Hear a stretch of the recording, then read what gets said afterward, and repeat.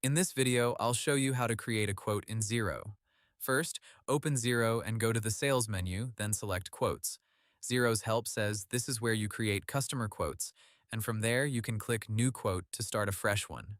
Once the quote screen opens, choose the contact or customer you want to quote. Then enter the quote details, such as the date, expiry date if needed, and the line items for your products or services. Add the description, quantity, price, tax, and any other details you want the customer to see. Xero's quote guide shows this as the main workflow for building a customer quote. After that, review the totals and make sure everything looks correct. You can then save the quote as a draft, or continue and send it to the customer once it's ready. Xero also has options to email a quote directly from the quotes section when you want to send it out.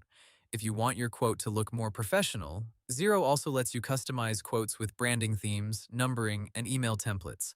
That can help your quotes match your business style before you send them. And once a customer accepts the quote, Xero also lets you turn an accepted quote into an invoice, which can save time and avoid entering the same details again. So the simple process is, go to Sales, open Quotes, click New Quote, enter the customer and item details, then save or send it.